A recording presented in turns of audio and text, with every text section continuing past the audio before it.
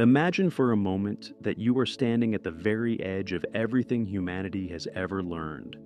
Behind you is thousands of years of science, philosophy, mathematics, and discovery. Every question that was once a mystery, the shape of the Earth, the movement of planets, the structure of the atom, the code of life hidden inside DNA.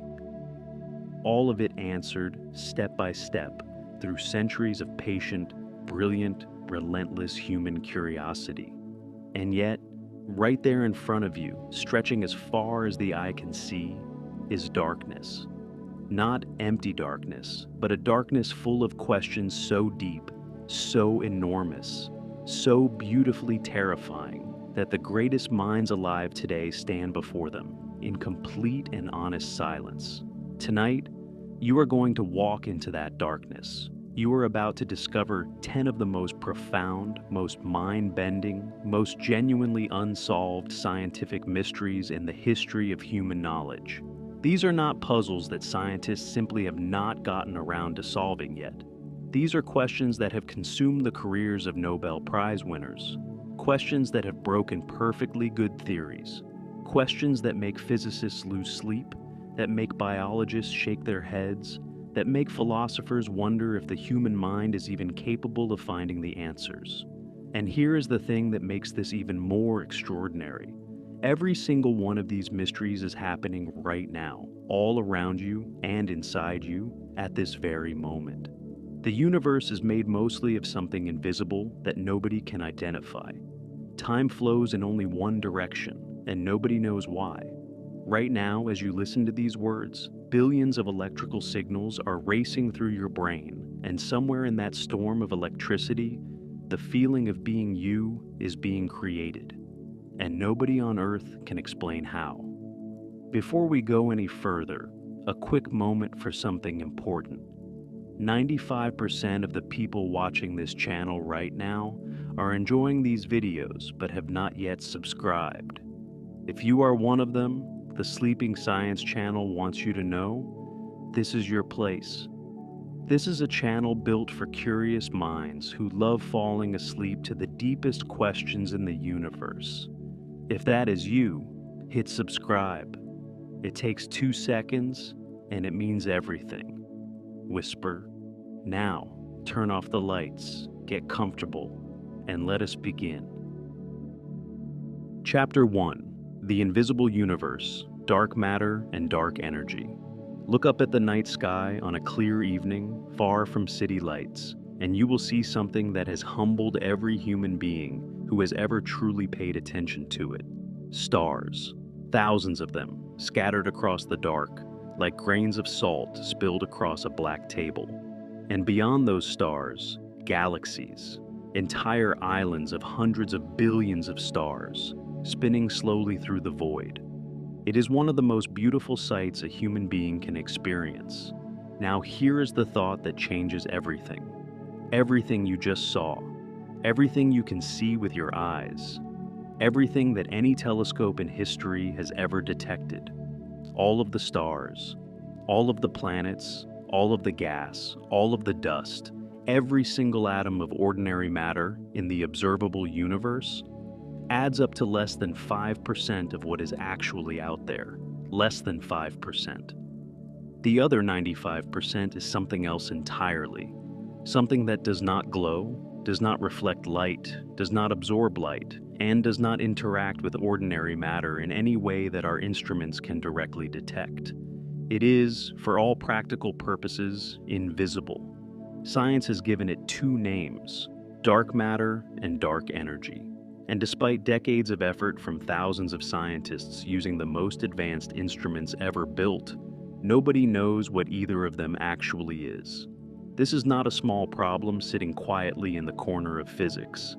This is the elephant in the room. More than that, it is as if the elephant is the room, and everything we thought was the room turns out to be a tiny decoration hanging on the wall.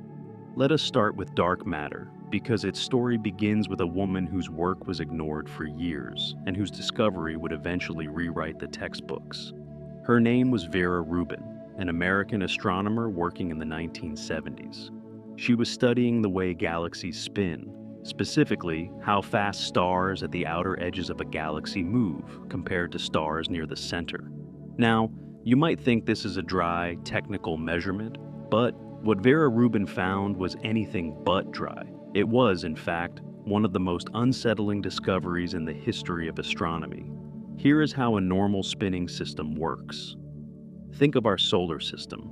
Mercury, the closest planet to the Sun, moves incredibly fast, nearly 50 kilometers per second. Neptune, the outermost planet, creeps along at just about 5 kilometers per second. The closer you are to the center of gravity, the faster you move. This makes perfect sense. Gravity weakens with distance, so objects far from the center have less pull on them and move more slowly. This is basic Newtonian physics, tested and verified countless times. Now apply the same logic to a galaxy. The stars at the very center of a galaxy, closest to the dense core where most of the mass is concentrated, should move the fastest. And as you move outward, toward the thin, sparse outer edges of the galaxy, the stars should slow down, just like Neptune is slower than Mercury. But that is not what Vera Rubin found. Instead, she discovered that stars at the outer edges of galaxies were moving at almost exactly the same speed as stars much closer to the center. The rotation curve, the graph of speed versus distance from the center, was nearly flat instead of dropping off. And this was not just one galaxy behaving strangely. It was every galaxy she measured, hundreds of them. This result had only one logical explanation. There had to be far more mass in and around these galaxies than anyone could see. Something invisible, something that was not emitting or reflecting any light, was generating gravitational pull, enough gravitational pull to keep those outer stars moving at those speeds. That invisible something is what we now call dark matter. Since Rubin's discovery, the evidence for dark matter has grown into a mountain. We see it in the way gravity bends light from distant galaxies, a phenomenon called gravitational lensing, where the bending is far stronger than the visible mass could account for. We see it in the structure of the cosmic web, the vast filaments and voids that make up the large-scale architecture of the universe, which could only have formed the way they did if enormous amounts of invisible mass were present from the very beginning. We see its fingerprints in the temperature patterns of the cosmic microwave background radiation, the faint echo of heat left over from the Big Bang, which can only be explained if dark matter existed in the early universe. Everything points to dark matter, and yet, in all this time, no one has directly detected a single dark matter particle, not one. Scientists have built detectors buried deep underground, shielded from cosmic rays and radiation, waiting for a dark matter particle to collide with an ordinary atom. Nothing. Particle accelerators have smashed protons together at nearly the speed of light, hoping to produce dark matter particles in the collision. Nothing confirmed. Telescopes have scanned the sky looking for gamma rays that might be produced when dark matter particles annihilate each other. Hints, but nothing definitive. The leading candidate for what dark matter might be was called a WIMP, a weakly interacting massive particle. WIMPs were theoretically attractive because they would naturally be produced in the right quantities by the Big Bang, and would be heavy enough to explain the gravitational effects we observe. But experiment after experiment has failed to find them, and the most sensitive detectors ever built have come up empty. Some physicists are beginning to wonder if WIMPs exist at all. Other candidates have been proposed. Axions, extremely light particles that were originally proposed to solve a completely different problem in physics. Sterile neutrinos, a hypothetical heavier cousin of the neutrino that only interacts through gravity. Primordial black holes formed in the very early universe that might account for some of the missing mass. None of these have been confirmed. And then there is dark energy, which is a different mystery altogether, and in some ways, an even stranger one. In 1998, two separate teams of astronomers were studying a particular type of exploding star called a Type 1a supernova. These supernovae are useful to astronomers because they always explode with almost exactly the same brightness, which means you can use them as cosmic measuring sticks. compare how bright they appear to how bright they should be, and you can calculate exactly how far away they are. The two teams were using this method to measure distant supernovae, hoping to determine how fast the universe was expanding. At the time, everyone expected to find that the expansion of the universe was slowing down. The Big Bang had sent everything flying outward, but gravity, the mutual attraction between all that matter, should be gradually pulling it back together, decelerating the expansion over time. The teams were essentially trying to measure how quickly the universe was putting on the brakes. What they found instead stopped them cold. The universe is not slowing down, it is speeding up. The expansion of the universe is accelerating, and it has been for roughly the last 5 billion years. Distant galaxies are not just moving away from us, they are moving away from us faster and faster, as if some invisible force is pushing all of space outward with steadily increasing power. This was so unexpected, so completely contrary to everything physics had predicted, that the scientists who discovered it spent months checking and rechecking their data before they dared publish their results. Both teams found the same thing. In 2011, the leaders of both teams were awarded the Nobel Prize in Physics. The force responsible for this accelerating expansion has been named dark energy. And this is where the mystery deepens, in a way that is almost philosophically uncomfortable. When physicists try to calculate what dark energy might be, using the best theory of quantum mechanics available, they get an answer that is off by a factor of 10 to the power of 120. That is a 1 followed by 120 zeros. It is the largest discrepancy between theory and experiment in the entire history of science. Some physicists think dark energy is a property of space itself. That empty space has some intrinsic energy that pushes outward, something Einstein called the cosmological constant. Others think it is a new kind of field that fills the universe and changes over time. Others think it means our understanding of gravity is fundamentally incomplete and needs to be replaced with something new. Nobody knows. And here is the weight of that fact. 95% of the universe, the vast majority of everything that exists, remains genuinely, completely, profoundly unexplained. You live inside a mystery you cannot see, surrounded by it on all sides, and every answer we find seems only to reveal how much more there is to discover. Chapter 2: The Great Divide, When Einstein Meets the Quantum World. There is a famous story, perhaps more legend than literal fact, but true in spirit, that Albert Einstein, near the end of his life, would walk home from his office at Princeton every day deeply troubled. Not by personal problems, not by illness or age, though both were present. What troubled Einstein, what kept him searching and unsatisfied in his final years, was a problem in the foundations of physics that he could not solve. A problem so fundamental, so deep, that it is still unsolved today, more than 70 years after his death. The problem is this: we have two theories that together describe everything in the physical universe, and they cannot both be correct at the same time. The first theory is general relativity, Einstein's own masterpiece, published in 1915. General relativity is a theory of gravity, of space, and of time. It describes how massive objects like stars and planets curve the fabric of space-time around them, and how other objects move along those curves, which is what we experience as gravitational attraction. General relativity has been tested to extraordinary precision. It predicted the bending of starlight around the sun, confirmed during a solar eclipse in 1919. It predicted the existence of gravitational waves, ripples in space-time caused by colliding black holes, which were directly detected for the first time in 2015, 100 years after Einstein first wrote the equations. GPS satellites have to account for relativistic effects on time in order to function accurately. General relativity works perfectly at every scale we have ever tested it.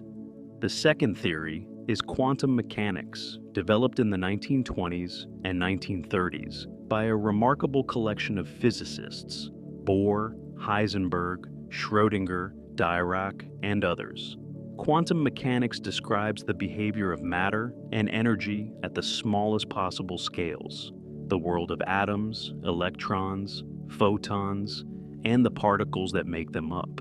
At this scale, particles do not have definite positions and speeds at the same time. They exist as clouds of probability, as waves of possibility, that only collapse into a definite state when they are measured.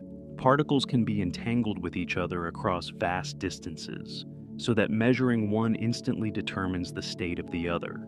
Objects can tunnel through barriers that classical physics says should be impenetrable. Quantum mechanics is the most precisely tested theory in the history of science, accurate to more than 10 decimal places in some of its predictions. So, here is the problem. General relativity describes the very large, the cosmos, the curvature of space-time, the behavior of gravity over astronomical distances.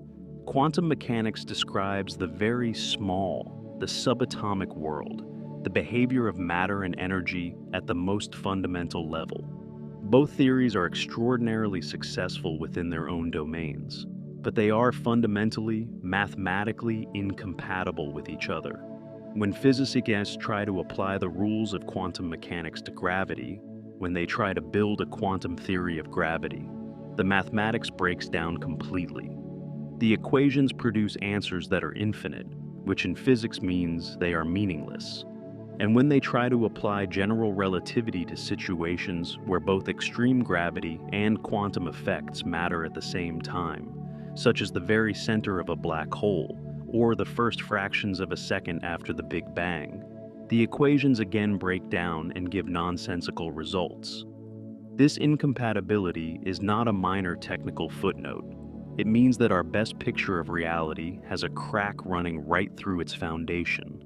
Physicists call the solution to this problem the theory of everything, a single, unified framework that would contain both general relativity and quantum mechanics as special cases, valid in their respective domains, but derived from a deeper, more fundamental set of principles. Finding this theory is widely considered the most important unsolved problem in theoretical physics. The most famous candidate is string theory.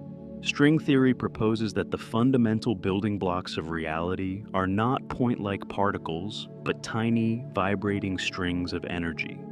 Different vibration patterns of these strings produce different particles: an electron, a photon, a quark. Crucially, one particular vibration pattern produces a particle called the graviton, the hypothetical carrier of the gravitational force, meaning string theory naturally includes gravity in a quantum framework. String theory also requires that space has more than the 3 dimensions we experience, typically 10 or 11 dimensions in total, with the extra dimensions curled up so small that they are undetectable at any energy scale we can currently reach. String theory is extraordinarily mathematically rich and has produced genuinely important insights in pure mathematics and in other areas of physics. But it has a serious problem. It has not produced a single confirmed, testable prediction that could distinguish it from other theories. Different versions of string theory can accommodate an almost unlimited variety of universes with different properties, which some critics argue means it is not a true scientific theory at all, because a theory that can explain anything actually predicts nothing. The other major contender is loop quantum gravity. Instead of replacing space-time with strings, loop quantum gravity takes Einstein's curved space-time and tries to quantize it directly, to treat space-time itself as made up of discrete granular chunks at the smallest possible scale, the way matter is made up of discrete atoms.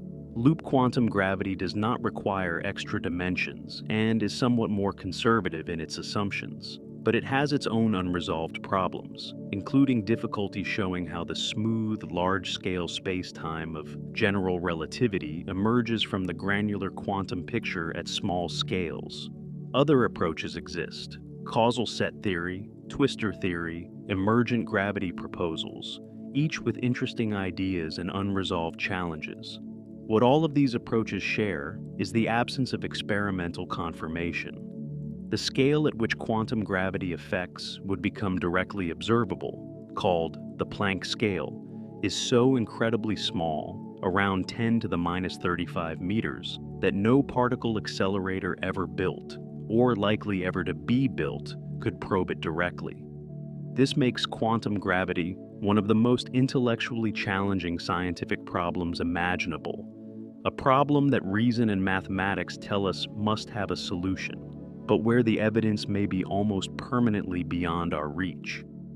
And yet the search continues, because somewhere in the gap between the world of Einstein and the world of quantum mechanics, there is a deeper truth about the nature of reality. A truth that would not only unify our greatest theories, but might reveal things about space, time, and the universe that we cannot yet imagine. Chapter 3: The Spark of Life: How Dead Chemistry Became Alive. Picture the Earth as it was 4 billion years ago. There are no forests, no oceans teeming with fish, no birds, no insects, no bacteria, nothing alive at all. The sky is thick with volcanic gases. Lightning storms rage constantly. Ultraviolet radiation from the young sun beats down on a surface of bare, hot rock. The oceans exist, but they are more like a global soup of chemicals. Water mixed with hydrogen, carbon, nitrogen, phosphorus, sulfur, and dozens of other elements, all churned together by volcanic heat, venting up from the ocean floor.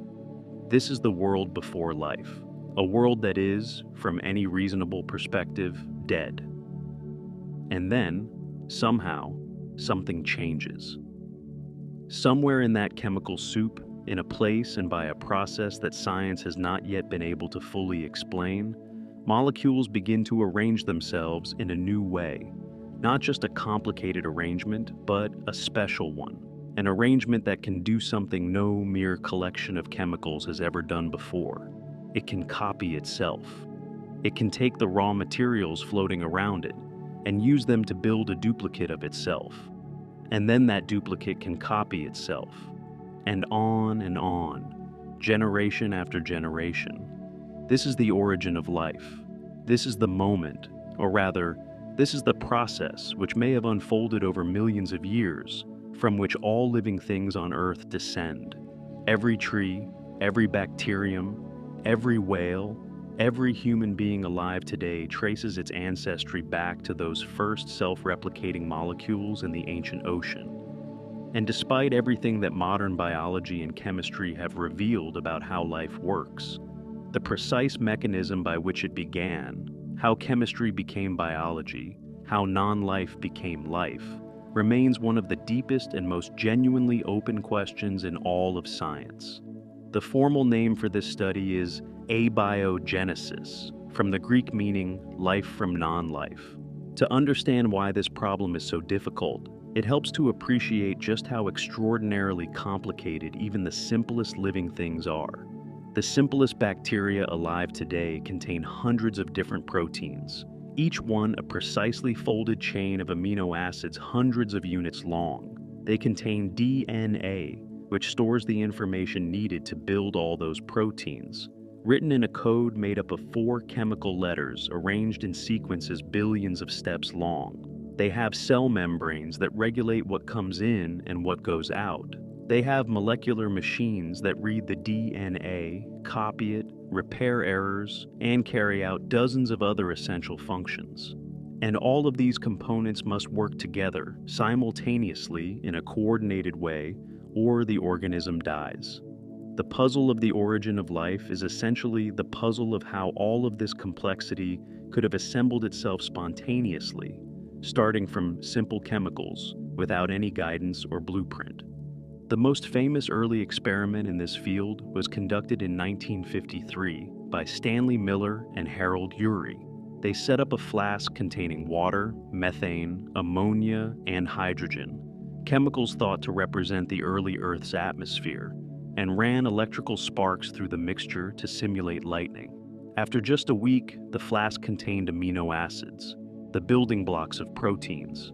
This was a stunning result. It showed that the basic chemistry of life could arise naturally from simple ingredients under conditions plausible for the early Earth. But amino acids are just the beginning. Getting from amino acids to proteins is a long road, and getting from proteins to a self-replicating cell is a journey whose route is still being mapped. One of the central puzzles is what scientists call the chicken and egg problem of life. DNA stores information, but DNA needs proteins to be copied and read. Proteins do the work of the cell, but proteins are built according to instructions stored in DNA. Which came first, the information system or the machinery? You cannot have one without the other. It seems impossible for both to have evolved independently and then just happen to find each other.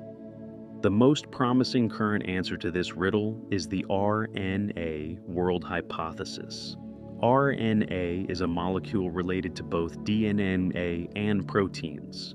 It can both store information like DNA and perform chemical reactions like proteins. Some RNA molecules, called ribozymes, can even catalyze their own replication. This suggests that early life might have been based entirely on RNA before DNA took over as the information storage system, and proteins became specialized for doing most of the cellular work. The RNA world hypothesis is widely accepted as the most plausible framework for understanding how life originated. But it is far from a complete answer. Nobody has yet demonstrated how RNA itself formed from simpler chemicals on the early Earth. The conditions needed to produce eRNA from scratch in the laboratory are extremely specific. Purified chemicals, carefully controlled temperatures, conditions that seem difficult to reproduce in a realistic early Earth environment. And there is a deeper philosophical question lurking beneath all the chemistry. What exactly is life? We can list its properties, metabolism, reproduction, response to the environment, but defining the precise moment when chemistry crosses the line and becomes life is surprisingly difficult. Is a virus alive? It has genetic material and can reproduce, but only by hijacking the machinery of a living cell, and it has no metabolism of its own. Is a self-replicating RNA molecule alive? The origin of life sits at this strange intersection of chemistry, physics, biology, and philosophy. And while scientists are making genuine progress, new experiments, new environments like deep-sea hydrothermal vents being studied as possible birthplaces of life, the full story of that first spark remains unwritten. What we know for certain is that it happened. The evidence is in every cell of your body. 4 billion years ago, on a barren rock circling an ordinary star, something extraordinary occurred. The universe woke up, and it has been asking questions about itself ever since. Chapter 4: The Ghost in the Machine, the Mystery of Consciousness. Right now, as you listen to these words, something remarkable is happening inside your skull. Billions of nerve cells, neurons, are firing electrical signals at each other across tiny gaps called synapses. Chemicals are being released and absorbed. Electrical patterns are rippling through networks of incredible complexity. All of this is physical activity, material activity, the movement of charged particles through biological tissue. And yet, something else is happening too. You are experiencing it. You are hearing these words, not just processing the sound waves. You are perhaps feeling a little drowsy, or curious, or peaceful. The room you are in has a quality, a texture of light and shadow, a temperature, a smell. You have a sense of yourself sitting or lying there, listening. You have a continuous flowing sense of being present, of being here, of being you. This experience, the inner, felt, first-person quality of being conscious, is what philosophers call qualia, or what David Chalmers famously called the hard problem of consciousness. And it is one of the deepest, most stubbornly resistant mysteries in all of science. The scientific study of the brain has made breathtaking progress in the last few decades. We can now watch a brain in real time using functional MRI scanners, seeing which regions light up during different tasks: memory, language, emotion, decision-making. We know that damage to the front part of the brain affects personality and planning. We know that a structure deep in the brain called the hippocampus is essential for forming new memories.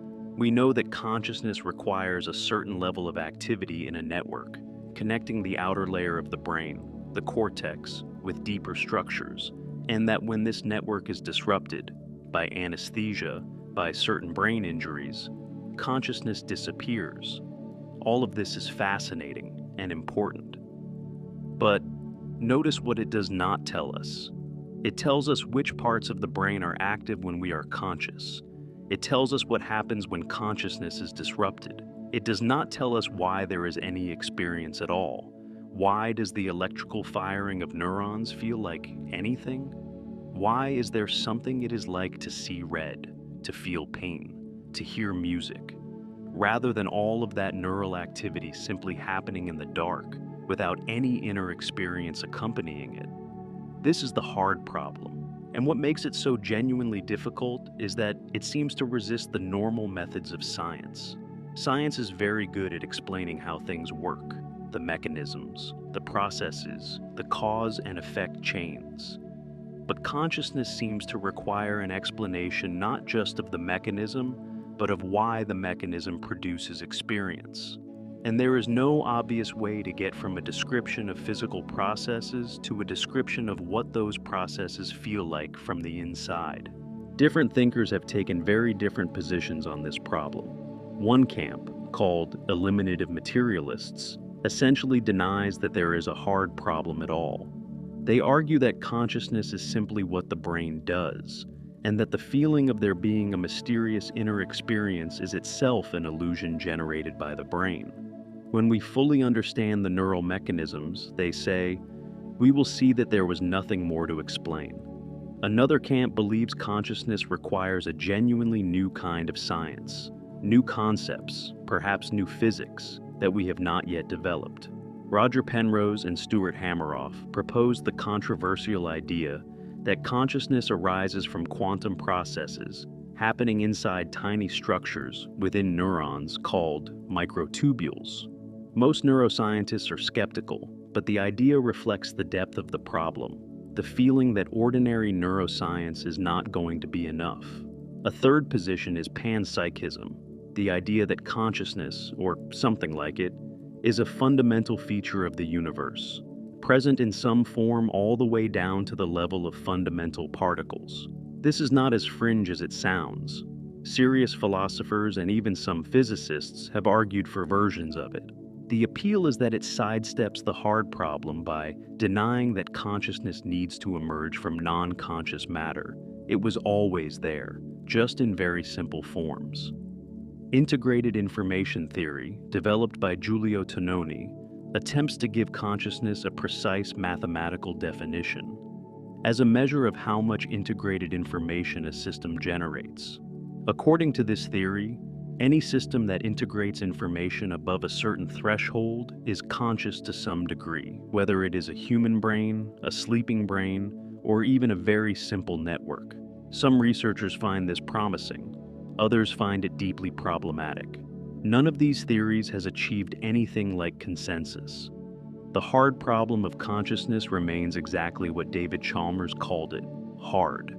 Not just difficult in the practical sense, but hard in a deeper sense. Hard in a way that challenges our assumptions about what science can and cannot explain, about what kind of thing the universe fundamentally is. And there is a haunting quality to this mystery that is unlike any other on our list. Every other mystery on this list is something outside you. The dark matter in the cosmos, the behavior of subatomic particles, the origin of life in the ancient oceans. But this mystery is the inside of you. It is the very fact that there is a you to be puzzled by anything at all. You are the mystery, and the mystery is trying to understand itself. Chapter 5. The Missing Twin: Why the Universe is Made of Matter. When the universe was born, in that unimaginably hot, dense fireball we call the Big Bang, approximately 13.8 billion years ago, the laws of physics as we currently understand them say that something very specific should have happened. In the extreme energies of those first moments, matter and antimatter should have been created in exactly equal amounts. Matter and antimatter are mirror images of each other. For every particle of matter, there is a corresponding antiparticle with the same mass but opposite charge and other properties. The antiparticle of the electron is the positron, identical to the electron in every way except that it carries a positive charge. The antiparticle of the proton is the antiproton. For every type of particle, there is an antimatter twin. And here is the thing about matter and antimatter. When they meet, they annihilate each other. They convert entirely into pure energy, a burst of high-energy photons, gamma rays. This is not a theory. It is a well-tested fact, demonstrated in particle accelerators around the world. When an electron meets a positron, both disappear in a flash of light. So, if the Big Bang produced equal amounts of matter and antimatter, here is what should have happened. As the universe cooled and expanded, all of that matter and antimatter should have found each other, annihilated each other, and left behind nothing but a universe full of light. No atoms, no stars, no galaxies, no planets, no life. And yet, here we are. The universe is made of matter. The stars are matter. The galaxies are matter. Your body is matter. Antimatter exists, but in vanishingly small quantities, produced briefly in particle accelerators, observed in cosmic ray collisions, present in certain radioactive decay processes, but it is nowhere near the dominant component of the universe. Something in the first moments after the Big Bang must have tipped the balance. There must have been, for reasons we do not understand, slightly more matter than antimatter, perhaps one extra particle of matter for every billion matter-antimatter pairs. When all the annihilation was done, that tiny excess of matter was what survived. And that tiny excess is everything you have ever seen or touched or been. This imbalance between matter and antimatter is called baryon asymmetry. Explaining it is one of the central unsolved problems in cosmology and particle physics. In 1967, the physicist Andrei Sakharov, the same man who was also a Nobel Peace Prize winner and one of the most remarkable human beings of the 20th century, identified three conditions that would be necessary for matter to dominate over antimatter in the early universe. These are now called the Sakharov conditions. Matter and antimatter must behave differently in at least some circumstances, a property physicists call CP violation. There must be processes that change the total number of matter particles, and these processes must have occurred when the universe was not in thermal equilibrium, not at a stable, uniform temperature. All three of these conditions are plausible and even partially observed. CP violation, the slightly different behavior of matter and antimatter, has been detected in certain particle physics experiments. But the amount of CP violation detected so far is far too small to account for the enormous matter-antimatter imbalance we observe in the universe, by many orders of magnitude, which means either there are other sources of CP violation that we have not yet discovered, or there is some entirely different mechanism responsible for the matter-antimatter asymmetry that we have not yet thought of. This is where experiments at the Large Hadron Collider at CERN and at other particle physics facilities around the world are actively searching. The LELHCb experiment, specifically designed to study CP violation, has made important measurements and is continuing to look for new physics that could explain the missing asymmetry. But so far, no discovery has bridged the gap. The stakes of this mystery could not be higher. The question of why there is more matter than antimatter is ultimately the question of why there is something rather than nothing, why the universe did not simply annihilate itself at birth, why there are stars and planets and human beings asking questions about the universe rather than an empty void of cooling light. You exist because the universe showed a tiny, unexplained preference for matter over antimatter at the very beginning of time. And the reason for that preference remains one of the most profound open questions in all of science. Chapter 6. The point of no return. Information and black holes. A black hole is what remains when a massive star, at the end of its life, collapses under its own gravity to a point so dense, so extreme, that not even light can escape.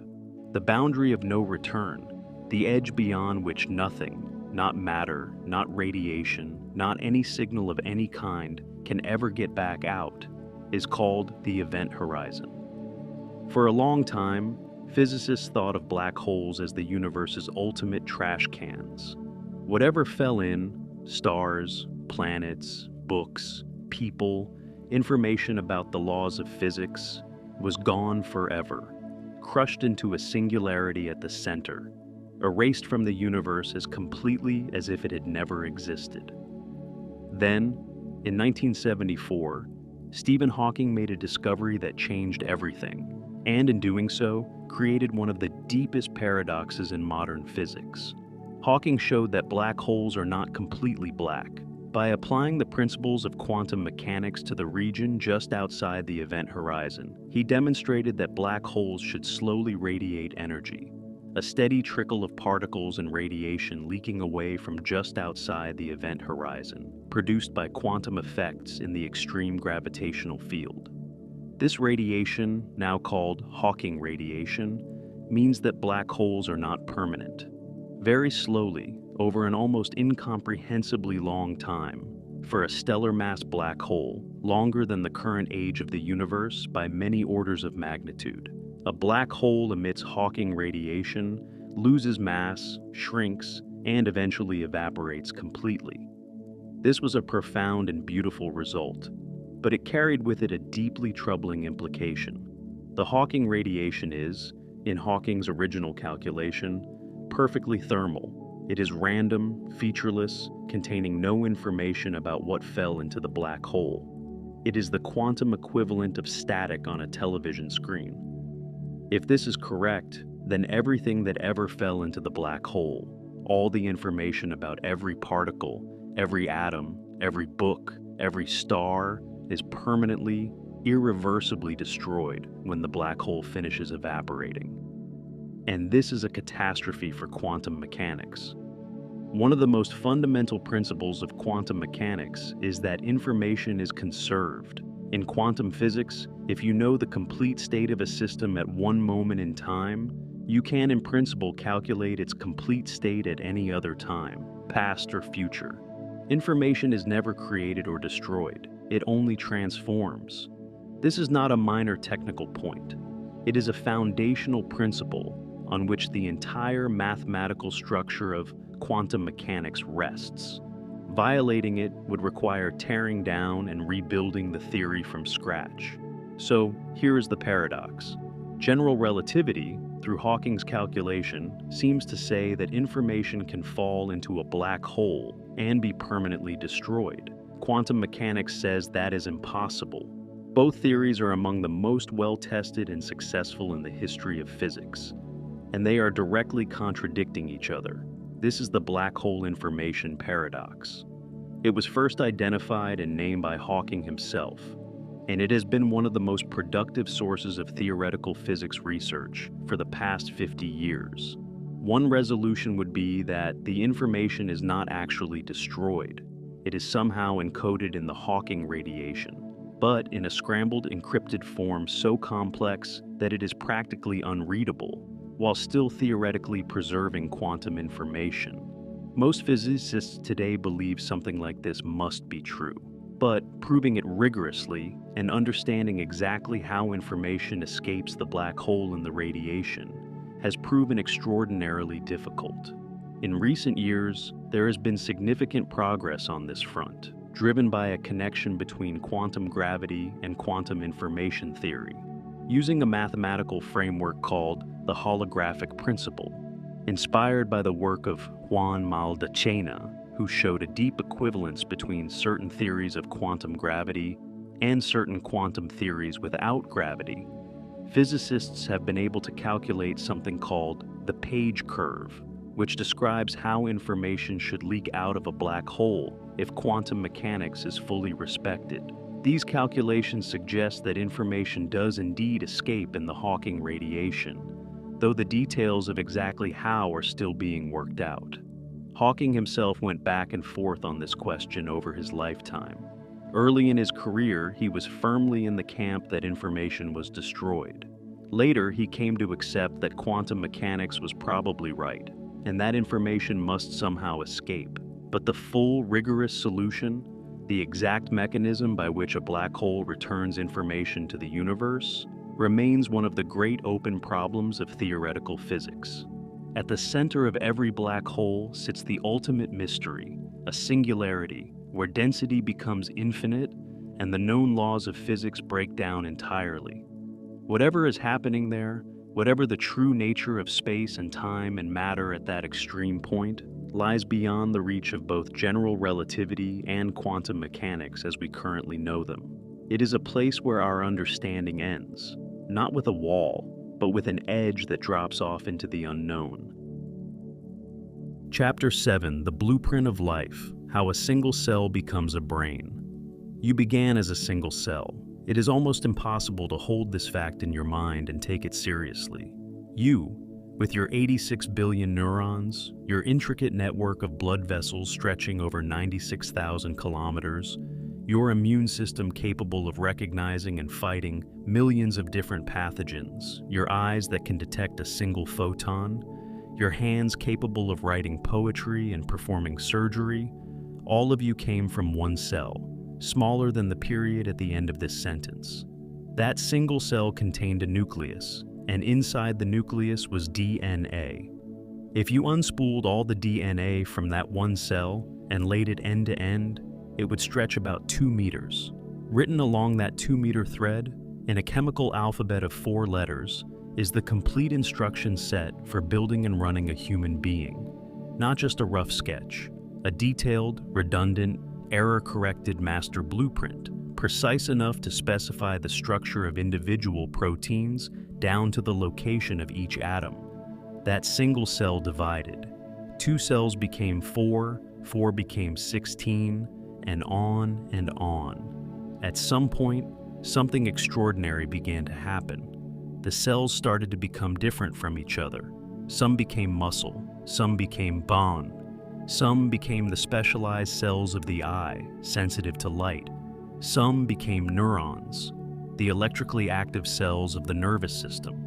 And some of those neurons, following instructions encoded in the DNA, began to connect with each other, forming the intricate circuits of the brain. By the time of birth, the human brain has approximately 86 billion neurons and roughly 100 trillion connections, synapses, between them. Every one of those connections is, at some level, specified by genes interacting with the environment of the developing brain. And the precision is staggering. The visual cortex, the part of the brain that processes what your eyes see, has a specific map of the visual world laid out across its surface. The auditory cortex has a precise arrangement of cells tuned to different sound frequencies. Different brain regions are connected to each other by specific pathways, running in specific directions, carrying specific kinds of signals. How does all of this happen? How does a single cell, containing a fixed set of instructions, give rise to hundreds of different cell types, organized into specific tissues and organs, connected in specific ways? This question belongs to the field called developmental biology, and while it has made remarkable progress, it remains full of profound unsolved mysteries. Part of the answer lies in something called gene expression. Every cell in your body contains the same DNA, the same complete set of instructions. What makes a neuron different from a muscle cell is not which genes it has, but which genes are switched on and which are switched off. This regulation of gene expression is controlled by a complex system of molecular switches, proteins that bind to DNA and turn specific genes on or off. And the pattern of which genes are active in a cell depends on where the cell is in the body, what chemical signals it has received from its neighbors, and what its recent history of gene expression has been. This gives rise to a cascade of developmental decisions, each one depending on the outcomes of previous decisions, creating a kind of molecular conversation that unfolds over the course of development. But here is where the mystery deepens. The number of genes in the human genome, about 20,000, seems far too small to directly specify all the complexity of the brain. 20,000 genes cannot contain enough information to individually specify every one of the 100 trillion synaptic connections. So, how does the genome specify a brain? The answer seems to involve a combination of genetically encoded rules and activity-dependent refinement. The genes lay down a rough map, broad patterns of connectivity, general regions, major pathways. Then, as the brain becomes active, as neurons start firing signals to each other, the pattern of activity itself shapes which connections are strengthened and which are pruned away. The developing brain is not just executing a fixed blueprint. It is engaging in a dynamic, ongoing process of self-organization, using its own activity to refine its own structure. This process continues after birth and through childhood and adolescence, which is why early experiences have such a profound effect on brain development. The brain is not a fixed structure delivered complete at birth. It is a structure that continues to be shaped by its own activity for years. Understanding the precise rules by which genes, molecular signals, and neural activity together produce the specific detailed architecture of a human brain, including the parts responsible for language, for abstract thought, for empathy, for consciousness, is one of the grand challenges of 21st century biology. It sits at the intersection of genetics, neuroscience, developmental biology, and the physics of self-organizing systems. And while each of these fields has made extraordinary progress, the full picture of how a single cell becomes a thinking, feeling, conscious brain remains beautifully, tantalizingly incomplete. Chapter 8: The River That Only Flows One Way. The Arrow of Time. Here is a simple thought experiment. Imagine watching a video of a glass of water sitting on a table. Suddenly the glass shatters, and the water splashes outward across the table. This video, played forward, looks completely normal. You have seen this happen dozens of times. It is completely ordinary. Now imagine watching the same video played in reverse. The water gathers itself up from the table, flows back into the glass, and the glass assembles itself from its broken pieces. This looks immediately, obviously, completely wrong. You know with absolute certainty that you are watching a video played backward. No one in the history of the world has ever seen a broken glass spontaneously reassemble itself. And yet, here is the extraordinary thing. The fundamental laws of physics, Newton's laws, quantum mechanics, general relativity, are all, at their deepest level, symmetric in time.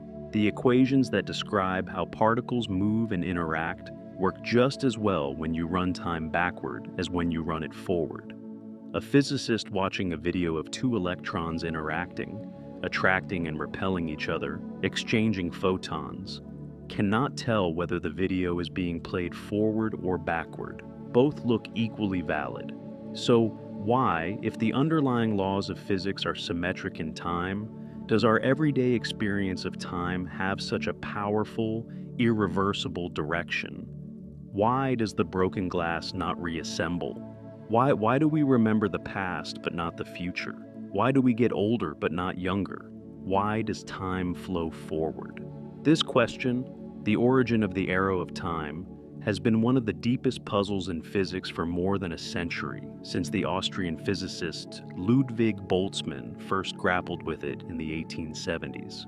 The most widely accepted current answer involves a concept from thermodynamics called entropy.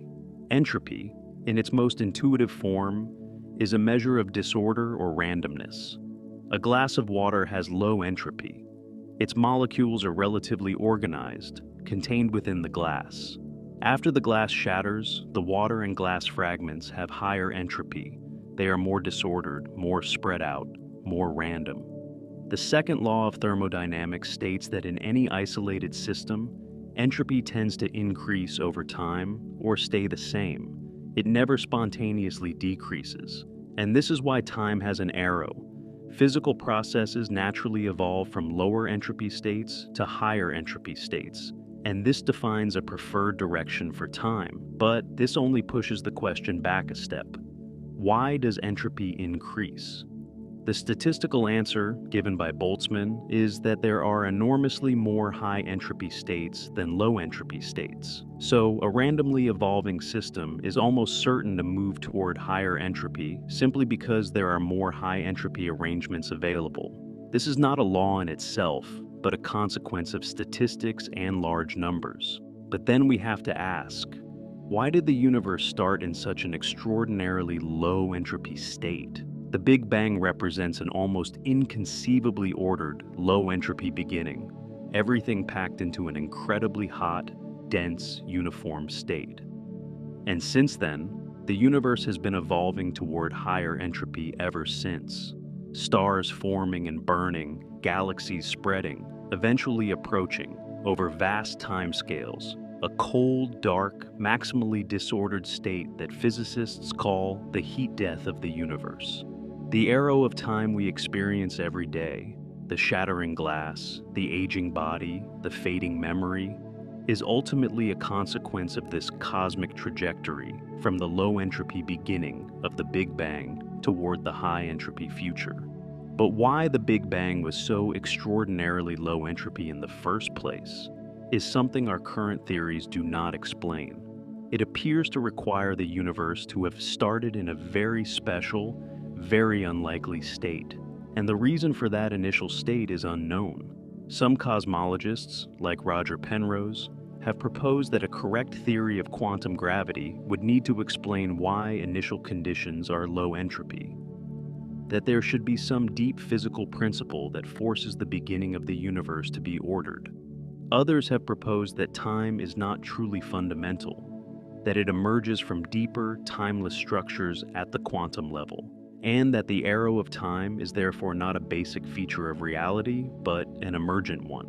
Others still have proposed that what we experience as the arrow of time is an anthropic selection effect.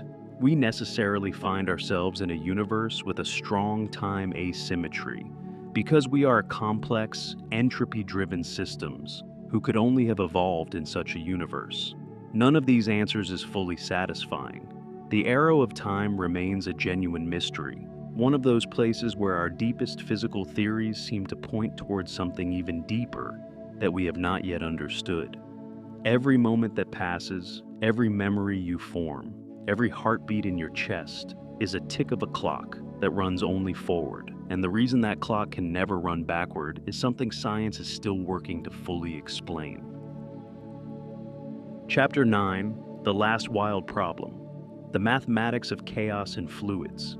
Richard Feynman, one of the greatest physicists of the 20th century, once called turbulence the most important unsolved problem in classical physics. Coming from a man who helped create quantum electrodynamics, who worked on the Manhattan Project, who had made fundamental contributions to half a dozen areas of theoretical physics, this is a remarkable statement, and yet it is hard to argue with. Turbulence is all around you. It is in the steam rising from a hot drink, twisting into complex, chaotic spirals that you cannot predict. It is in the rough, bumpy air that shakes an airplane during a flight. It is in the churning wake left by a ship, the swirling flow of blood through the chambers of your heart, the unpredictable gusting of wind around buildings, the roaring flow of water through rapids. Turbulence is one of the most common physical phenomena in the universe, and mathematically describing it precisely, building a theory that can predict the detailed behavior of a turbulent fluid from first principles, remains one of the great unsolved problems in mathematics and physics. To understand why turbulence is so difficult, it helps to start with what we do know.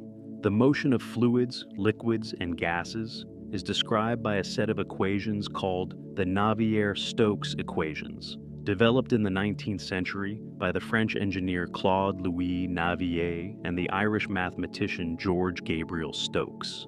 These equations are not simple, but they are well defined. Given the initial state of a fluid, its velocity and pressure at every point, the Navier-Stokes equations, in principle, tell you exactly how the fluid will evolve in time. For simple orderly flow, what physicists call laminar flow, the equations work beautifully. Water flowing smoothly through a pipe at low speed is laminar, and the Navier-Stokes equations describe it very accurately. But as the speed increases, or as the geometry of the flow becomes more complex, the flow transitions from smooth and orderly to chaotic and unpredictable.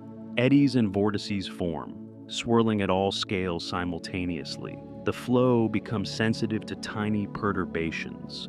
A small change in initial conditions can rapidly produce a completely different pattern of flow.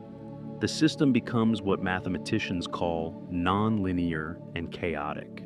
In this turbulent regime, the Navier-Stokes equations technically still apply, but solving them, actually calculating what the fluid will do, becomes computationally prohibitive. The range of scales involved in turbulent flow is enormous.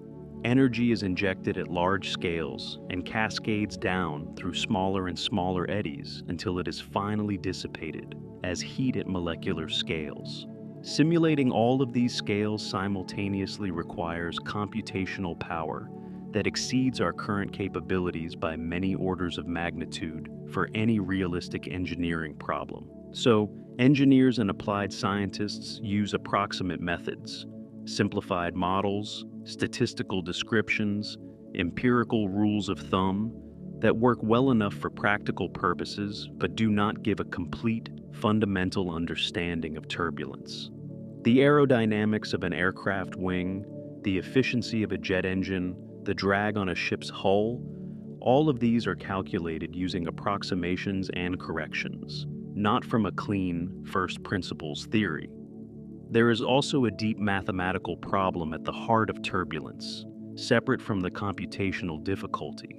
The Clay Mathematics Institute, which identifies the most important unsolved problems in mathematics, lists the Navier-Stokes existence and smoothness problem as one of its 7 Millennium Prize problems, each worth $1 million.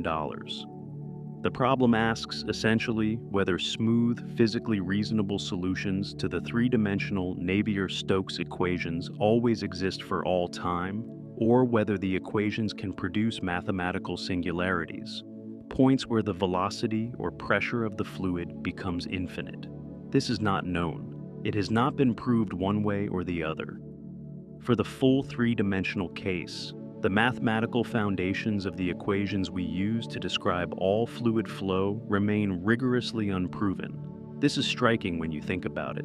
We use the Navier-Stokes equations every day in engineering and physics and meteorology. Weather forecasting relies on these equations. Aircraft design relies on them. And yet the mathematical question of whether these equations are even well-behaved, whether their solutions always exist and remain finite, is unanswered. The difficulty of turbulence has profound practical consequences. Better understanding of turbulence would improve weather and climate predictions. It would make aircraft more fuel efficient, ships faster, wind turbines more productive, medical devices safer. The impact of solving this problem, truly solving it at a deep mathematical and physical level, would be enormous. For now, turbulence remains what Feynman identified it as, the last great problem of classical physics. A problem where the equations are known, but the solutions are not. A problem that humbles the best computers in the world. A problem that sits in every cup of coffee and every gust of wind, daring anyone to fully understand it. Chapter 10. The Dreaming Brain. Why you sleep and what happens when you do. And so we come, at last, to the most personal mystery of all. The mystery that is, right now, as you listen to these final words, perhaps beginning to pull you gently toward its edge. Sleep. Every living animal sleeps, every one. Fish sleep, drifting motionless in the current. Birds sleep, sometimes in mid-flight, shutting down half their brain at a time while the other half keeps them airborne. Dolphins sleep with one eye open, one hemisphere of the brain resting, while the other stays alert. Insects enter states of reduced activity that function as sleep. Even fruit flies sleep, and depriving them of sleep kills them. The need to sleep is so universal, so deeply embedded in biology, that it must have evolved very early in the history of life. And it must be serving a purpose, or several purposes, of extraordinary importance. And yet, despite this universality, despite the fact that every human being spends roughly 1/3 of their entire life in this state, despite decades of research by thousands of dedicated scientists, the full, precise, satisfying answer to why we sleep remains elusive. We know that sleep is not optional. This is perhaps the most important thing we know. Going without sleep is fatal. In animal studies, rats deprived of all sleep die within 2 to 3 weeks, faster than they die from starvation. In humans, total sleep deprivation produces progressively worsening hallucinations, cognitive collapse, and eventually death. A rare genetic disease called fatal familial insomnia causes a form of progressive, total insomnia, and it kills everyone who has it, typically within months of onset. We also know many of the things that happen in the brain during sleep, and they are extraordinary. Sleep is not simply the absence of wakefulness. It is an active, organized, highly structured state of brain activity. Human sleep occurs in cycles of roughly 90 minutes. Each cycle consists of several stages. The early stages are characterized by slow, synchronized brain waves. The electrical activity of millions of neurons becoming rhythmically coordinated, like a vast crowd moving in unison rather than each person moving independently. The deepest stage, called slow-wave sleep or deep sleep, shows the largest and slowest brain waves and is the stage from which you are hardest to wake. Then, typically after an hour or so of deep sleep, the brain shifts into a dramatically different state, rapid eye movement sleep or REM sleep. In REM sleep, the brain becomes almost as electrically active as during wakefulness. The eyes move rapidly back and forth under closed lids. Voluntary muscles are temporarily paralyzed. And this is the stage most associated with vivid dreaming. Several important hypotheses exist for why we sleep. The most compelling recent evidence points to sleep as serving a critical role in brain maintenance and waste clearance.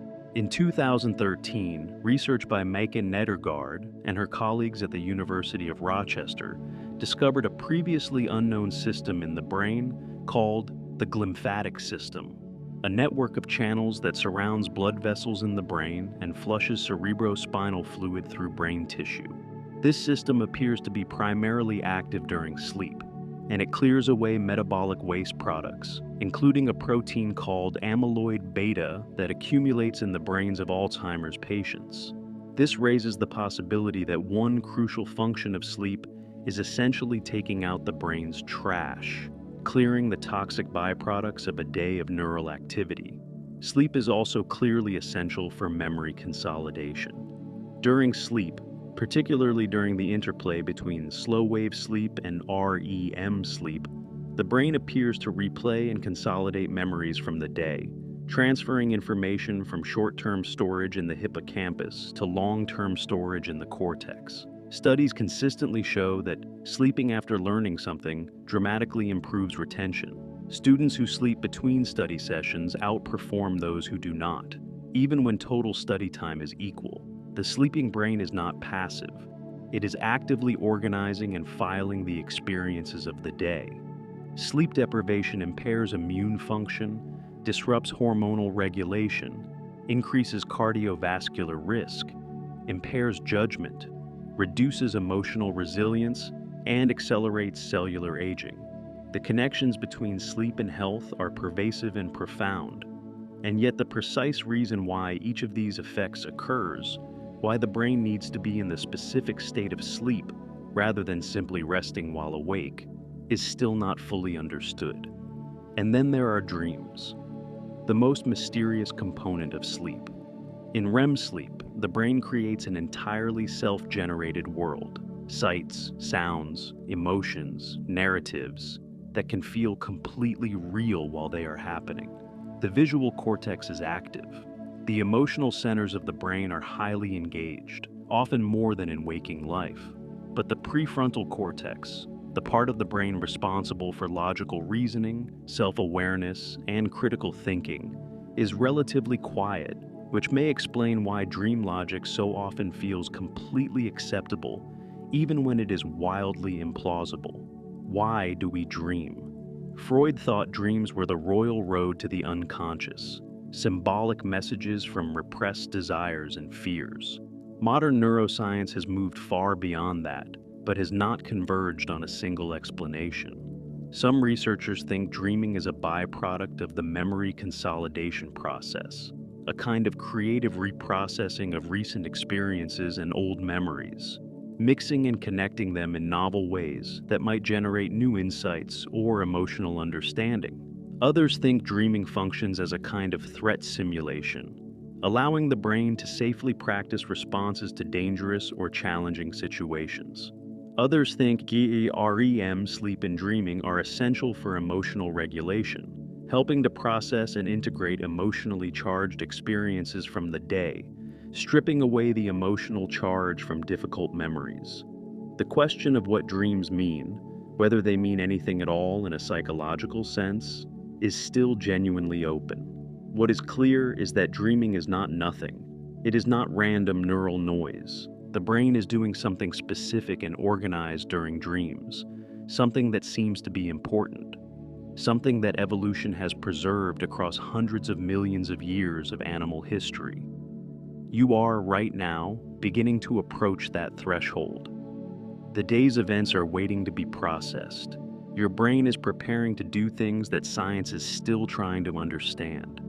The mystery of sleep is not waiting at the bottom of the ocean or the edge of a black hole. It is here, in this room, in the quiet electrical storm happening inside your skull.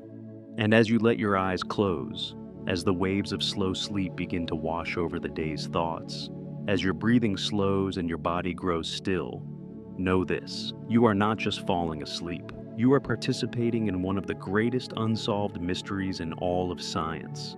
Every night, without knowing it, you do something that the most powerful computers in the world cannot replicate, something that medicine cannot fully explain, something that evolution deemed so important it made the price of avoiding it death. You dream. 10 mysteries. 10 places where the known world ends and the unknown begins. The invisible universe, the broken bridge between Einstein and the quantum, the first spark of life, the ghost inside your skull, the missing antimatter twin, the information swallowed by black holes, the blueprint that builds a brain, the river of time that never flows backward, the mathematics of chaos in every cup of coffee, and the dream waiting for you right now. These are not failures of science. They are its greatest triumphs, because recognizing a deep question, stating it clearly, and spending lifetimes in honest pursuit of its answer is one of the most beautiful things a human mind can do. Science does not promise that every question will be answered. It promises something better, that every answer will lead to deeper, richer, more wonderful questions. The universe is not running out of mysteries. It is just getting started. And so, perhaps, are you. Sleep well, dream deep, and keep asking. This has been the Sleeping Science Channel. If this journey through the greatest mysteries of science helped you think, helped you wonder, and is gently helping you drift, then you are exactly who this channel is made for. 95% of the viewers who enjoy these videos have not yet subscribed. If you are one of them, now is the time. Hit subscribe and let the Sleeping Science Channel be the last voice you hear before the universe shows you what your dreaming mind can do. Good night.